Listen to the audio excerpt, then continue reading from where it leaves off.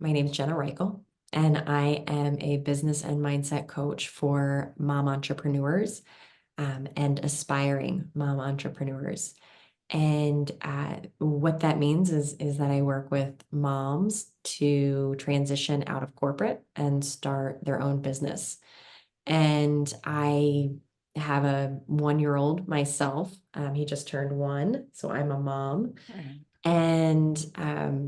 And yeah, my background is in counseling and business and corporate leadership, and so my coaching combines all of those things to help clients. Wow. Business and mindset coach. So, can you tell me a little bit about the main complaints of your clients? Yeah, for sure. So my clients are moms who really don't have a lot of time and flexibility in their current roles. So I usually talk to moms when they are at the end of their road in their corporate roles. They want a change. They want to escape corporate. They're tired of requesting PTO when their kiddo is sick. And, for as much as corporations try to be flexible and try to accommodate um, our moms, they really fall short ultimately. Because even if there are kind of methods of being flexible and understanding, usually in the culture that doesn't play out the way that moms need it to. So the moms I work with are really just tired, exhausted, looking for any sense of balance. But they still want to be, financially contributing to their family in some way and have their own career identity. And so they are looking for another option. And, I've found myself and for the moms I work with, business ownership tends to be a beautiful opportunity to create flexibility and balance. And when I say balance, I mean not necessarily balance on a scale, but being able to define what balance means to them and kind of live out their ideal schedule. Um, and so yeah, that ends up being my client's complaint and also how we get to a better place for them. Yeah, yeah.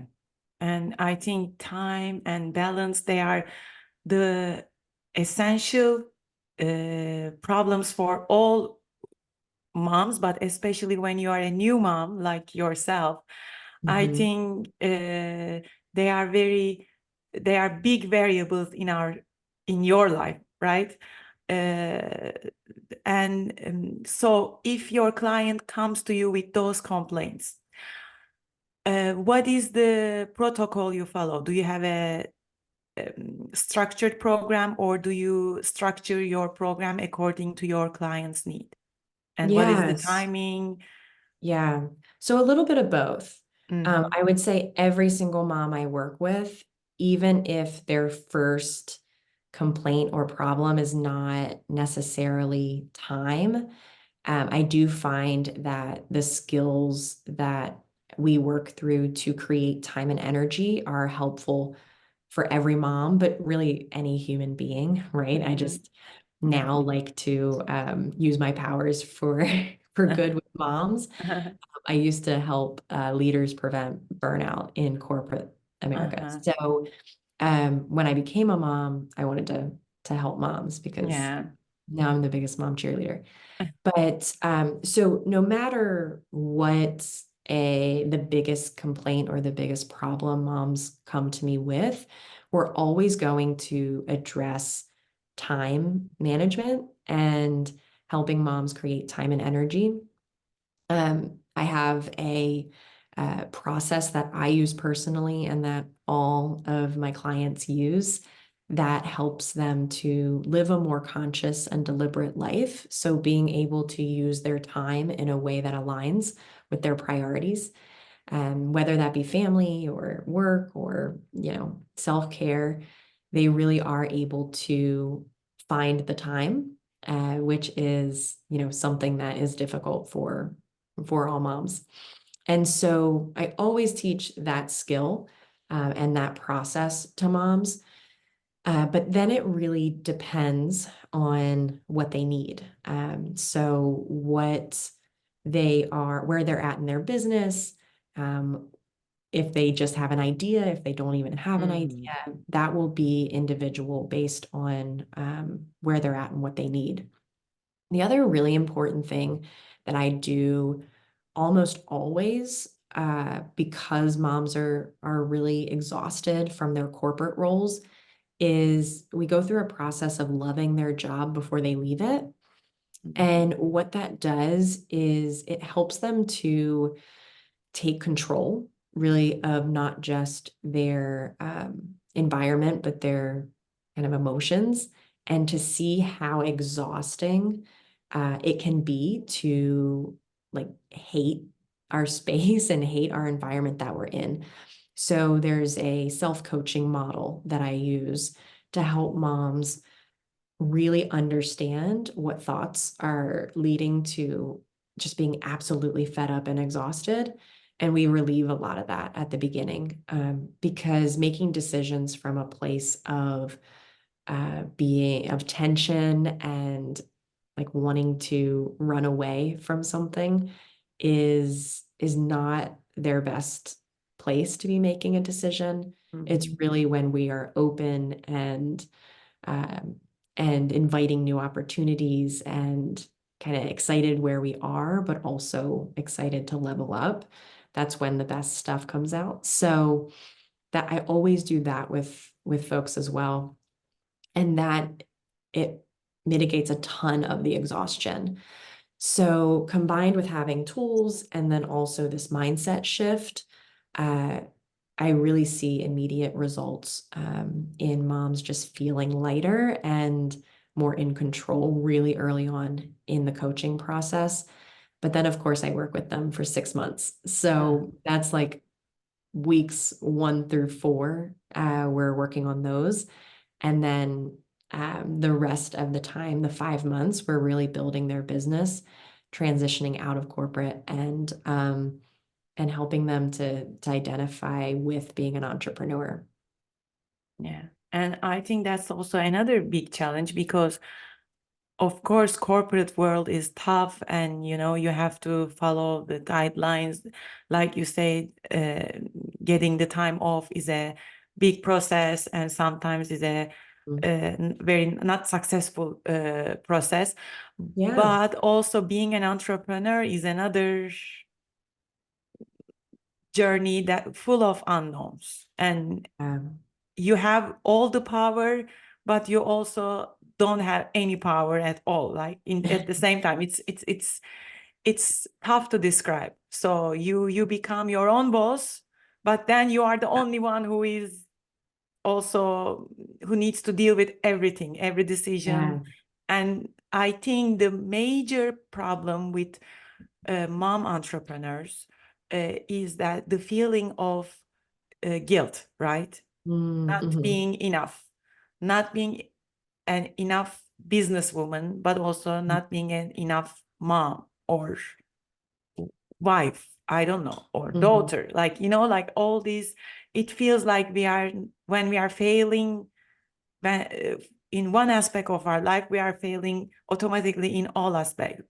How do you work on those feelings? Yeah, absolutely.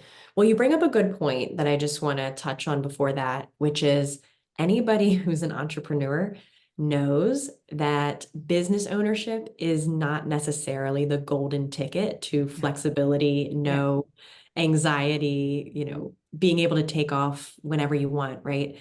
I ask people at the beginning, like, what is their why? And so many moms will say, I want flexibility. And Mm. I tell them, I say, trust me. You don't just automatically get flexibility when you have your own business. Actually, the opposite happens. Now it's all on you.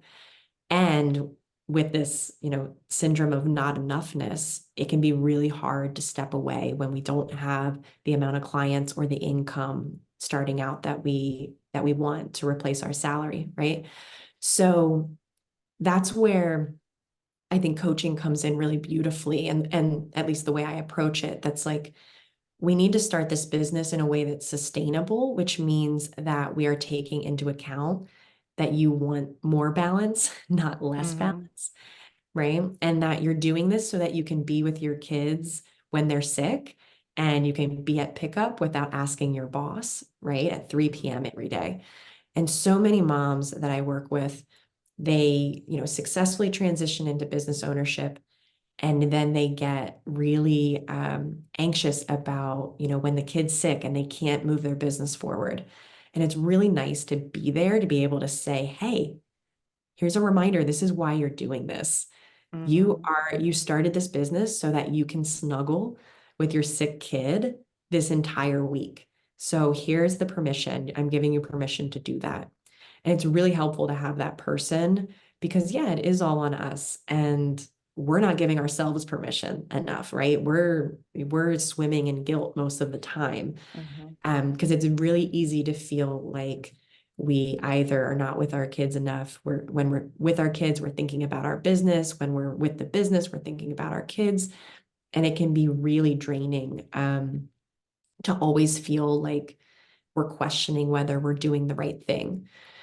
And I asked, I did some market research with my mom entrepreneurs, and one of the things that kept coming up when I asked them about their biggest fear is whether or not they are messing up their kids.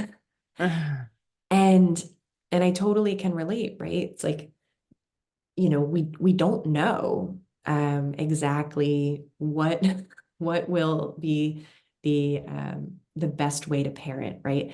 And I like to talk to my clients about or changing the thought error that there is a best way or there is a right way. We're all looking for the right thing to do, and it just drains us, right? Because we'll never know Mm-hmm. if we've chosen correctly, right? This is such a long game. Parenthood is like never ending. It's this game that's never ending. So removing this pressure that we need to do the right thing or we need to find the best way, and just understanding that whatever we choose at any given time is the best thing for us and our child at that time. And then we can always go back and we can learn from it if the consequences were, things we want to avoid in the future. But truly trusting ourselves that whatever we're doing is the right thing or the best thing at the time.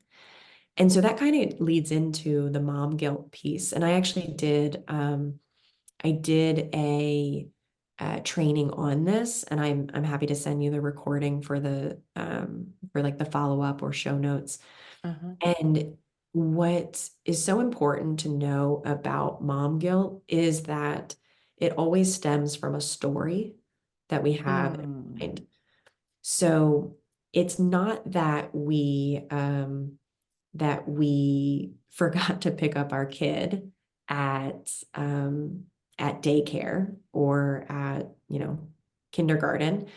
It's our thought about that, right? It's the thought that I'm a terrible mother. Uh-huh. And that thought, that story about whatever happened is where we create the exhaustion, but it's also within our power to change that story or to look at ourselves or the situation different. So a great example, if we did forget or we were late to pick up the kiddo at daycare and they say, Mom, you forgot about me. I hate you, right? Uh. Let's be dramatic, like the kids are. You forgot about me. I hate you, right? We can either think to ourselves, I'm a terrible mother, or we can think to ourselves, like, I'm a great mom for trying to balance all of this and showing my kid that I can be a strong business owner and I can be there for them, right? So all that to say that it's the sentences in our brains that create that emotion of guilt. And we have the power to change those sentences or to understand and being aware of those sentences so they have less power over us. Yeah. And I think also like because something very similar happened to me with my daughter. She is doing Nutcracker Hmm. shows, and somehow I've never done this before, but somehow I mix up the dates. Yeah. So we missed one of her show, and it was a big deal. And first, I didn't want to tell her. I said, you Hmm. know what, I'm just gonna go smoothly and try to, change the subject, and, so that she will go to the next show and everything. Then I said, you know what, I'm just gonna tell her, admit that I forgot to mix up the show dates, and Yeah. she missed one show. And first, like you said, her reaction was a little bit dramatic. She's like, "Oh my God, you ruined my whole Life. ballet thing." And I was feeling terrible already. Yeah. I was even more meaner to myself in my own head. But then I said, you know what? People make mistakes.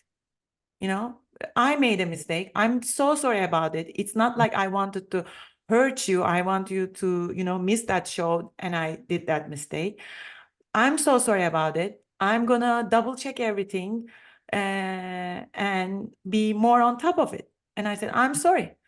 Yeah. So I think it's also important to accept that there was like a mistake done, or like something that we forget, and explain it to the child as, people make mistakes, mom make mistake. And Mm. in that case, I think it's also very important to ask for help, like a good communication about your situation. And when we are talking about working moms, we usually talk about the job part of it and the kids part of it. But I think there is also another component, a very important, the spouse part of it, right? It Mhm. takes a village to raise a kid. It takes a village to have a business up and running, and it takes Yeah. so I think you need to have a good partner. You can Mhm. be separated from your partner, then you will build your own system around it, and maybe have another support system. It can be your parents, it can be your nanny, I don't know. So do you have any components about this in your program? Yeah, absolutely. Absolutely.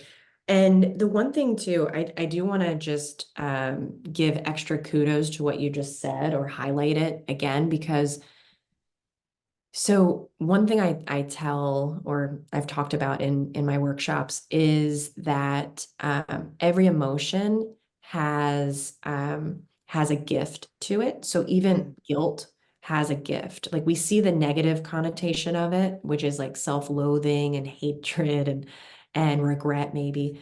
But then there's also this gift, which is the humbling, being able to say like, whoa, I feel guilty, which means something's going on that maybe I need to ask forgiveness for. And you did that beautifully, right? And it's such a good modeling for our kids, right? mm, Adley's one, so he doesn't talk yet. But it's so beautiful to be able to say, I'm sorry and I make mistakes. mm, And for even if the kid does not seem to understand in that moment, our actions speak louder than words. Well, and this includes words, right? Because you're uh-huh, apologizing. uh-huh, And that is something that is modeled to them from now on, right? They'll know mm. that and I grew up in a generation where my parents didn't apologize. It was sort of Oh, like of course. No. yeah, it was like the parents are right. It's because I Uh-huh. said so, right? And Yeah, yeah. there's sort of this power differential and love my parents so much, but it is a generational Yep. thing. And I think that this, next generation of parents are really taking on this where we show up as humans and we show our kids that they can be humans as well. They can make mistakes, they can apologize, and that really is the work of being human. Now, for the help aspect and Mm, it takes a village, I love this topic because help is one of the biggest issues that I see moms creating for themselves, honestly, myself included. Like, mm. it's easier to coach than to my own advice, right? Yeah. And this really, I work with clients for 6 months, really around their business, right? Mm. But all of these things are included. But Mhm. then I also do, starting in January, a group program that's Mhm. 6 weeks instead of 6 months. And in the 6 weeks, it's solely dedicated to creating time and energy. So some of Mhm. the things I just talked about with mindset shifts and the time management tools and processes. But then there's also what you just brought up, which Mhm. is um, one of the elements that I talk about is dada. So, the dreaded dada, which kids always seem to figure out how to say first. And it's the acronym DADA. The first D is delete. Uh-huh. So, before even needing to ask for help or anything, there are so many things that we just need to delete from our schedule and delete. Like, we don't need to be signing up for all the classroom help and the camp mom and all the things, right? My sister's in this right now where she's volunteering for things from a place of wanting to be helpful and wanting to be there for her kiddos, but also it's exhausting and sort of, I'm having to pump the brakes with her a little bit. Of course. And she's Yeah. actually joining the program in January. Oh, So nice. she'll get accountability for these things. But D is delete. Hmm. Like we just need to not even ask for help on things with that. We just need to get it off of our schedule and just say no more often. The first A is to ask for help. So Hmm. this is something where I see moms not doing this very often. We think we should have to do it ourselves or should be able to, or we're just so used to doing things ourselves or liking it done a certain way, right? And, Hmm. and so we don't ask. And so I challenge moms on different things because a lot of moms I've noticed have partners who are willing to help but who aren't being included. You know, we can fall guilty to wanting the other person to read our minds. And so it's really having a concrete way of really involving that other person. And this is also for single moms too, right? Who have family or friends who really do want to help and being able to ask them. I always say asking for help, it does more for their relationship because that Yes. person then feels trusted. They feel like you trust them to help you.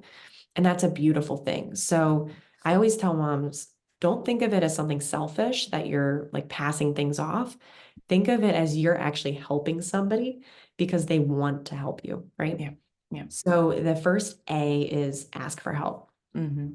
This the second D is delegate.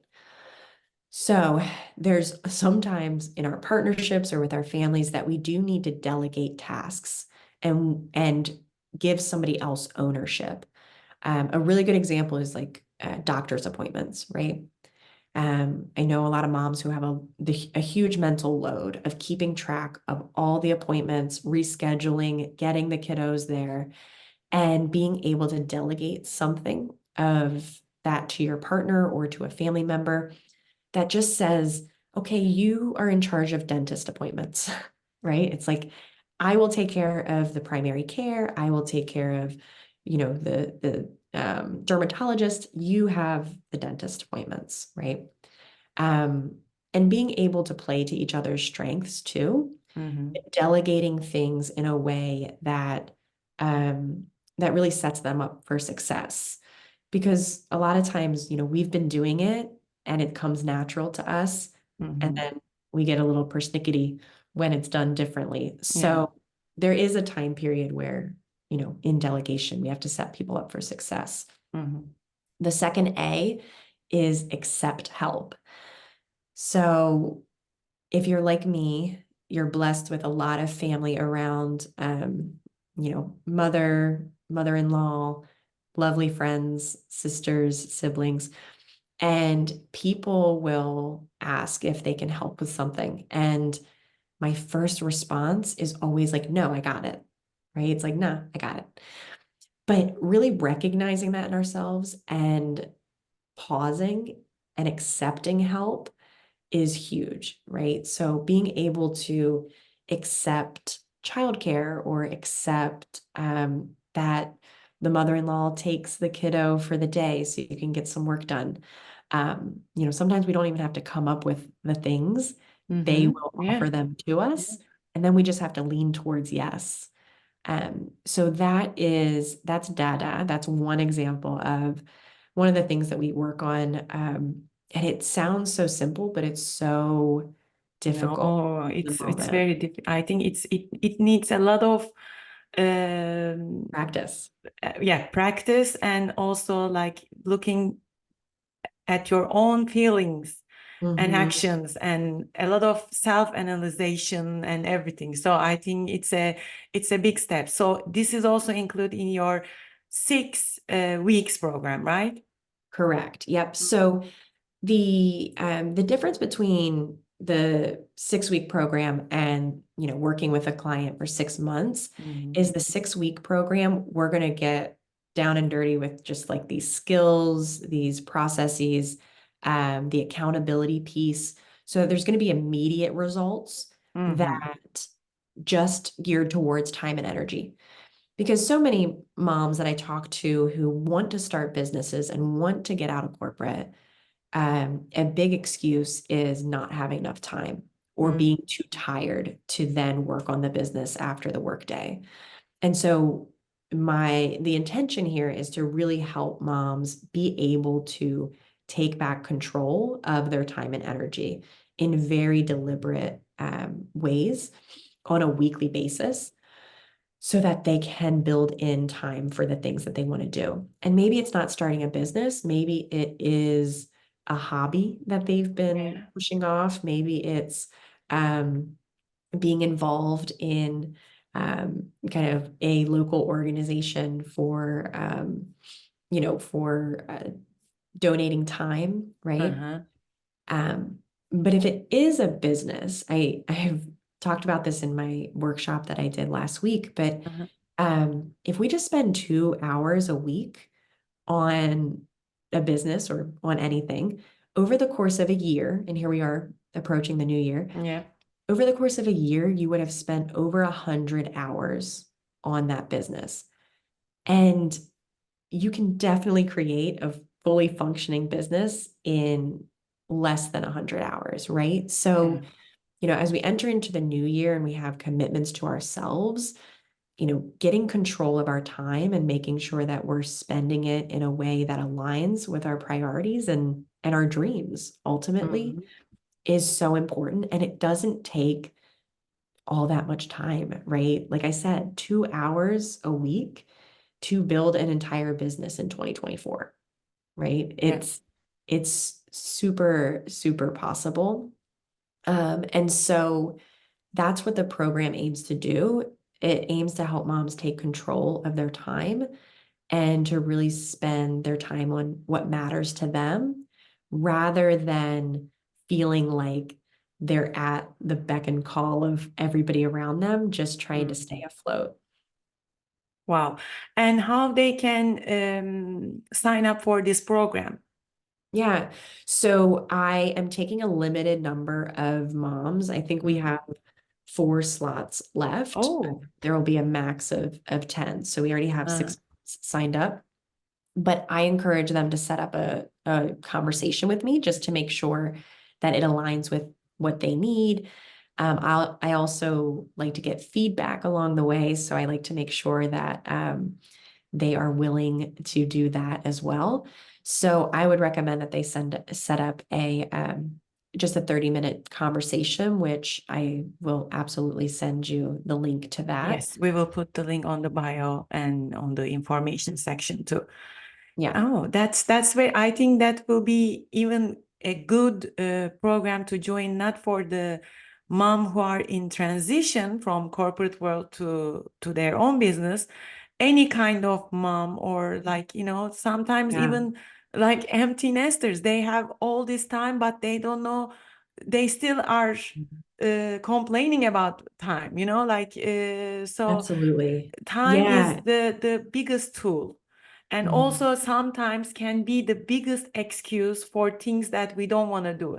We always say, I don't have time for this. I don't have Usually time. I'm too we busy. yeah, and we maybe know deep down that we can carve out that time, but we don't want to sometimes. So I think Yeah, managing our time is also like, it's basically managing the stress in your life.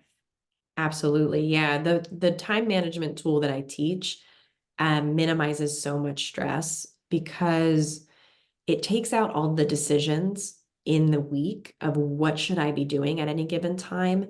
And it really creates a process where all of those decisions are made when you're in a good headspace at the beginning of the week before things get started.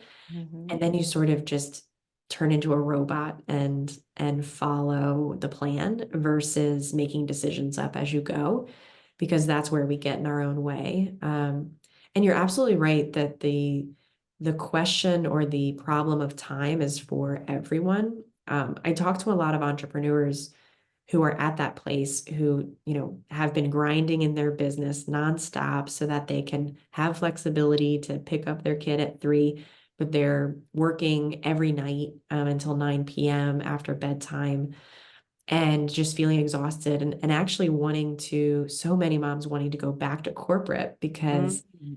they are tired. And so this is for them too, because it really is all about managing our time and our energy in a way that suits us and our mental health. And so yeah, the 6-week program is really the results can suit any mom and really any human being, right? But it's a much more fun group if it's all moms Of who are course, able to meet. yeah. And that's the thing too, we meet weekly. So there's modules that sort of teach different concepts, and then we meet weekly as a group. And and it's not a group to vent.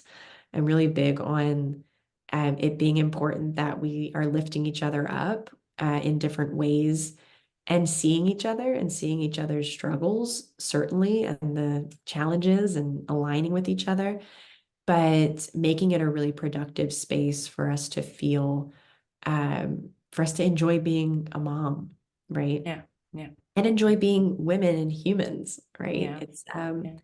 we are so multifaceted. Mom is just one part of our identity, but we want to make sure that all the other identities show up in our schedule. So the business owner, the hobby, the uh, basketball player, the Uh-huh. artist, the track star, right? We want all of those to be built into our time as well. It really is energizing. Wow.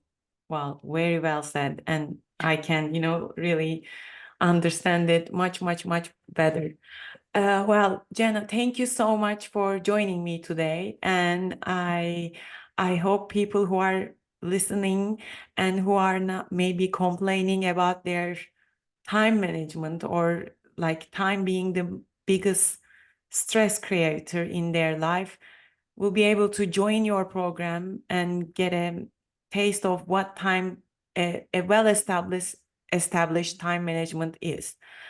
Uh, or to join your longer program and also get things resolved with their businesses too, like this. Yeah, absolutely. And here's the thing too, I want to say, like, we are valid in complaining about time because we have a lot going on, but Mhm. it doesn't serve us to complain Yeah, about time, yeah, right? It's even more exhausting to constantly be focusing on how much time we don't have. So I like to come from a place of abundance and figure out, we all have 24 hours and there's neurosurgeons with families writing books. I always like to yeah, yeah. so it's like it is possible. And we just have to figure out what serves us and how to make it happen that aligns with us and our family. Yes. Every time I complain about the time. From now on, I'm gonna remember that neurosurgeon. I will be like, okay, remember the neurosurgeon. Well, thank you so much. Uh, Thank I you.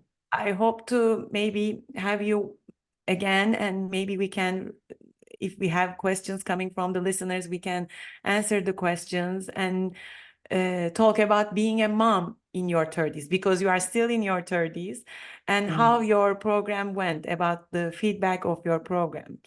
I would So, love doing a part two. Yes, I okay, will. perfect. And I That's will a be, promise yes, that I we can. will connect. Happy to do it.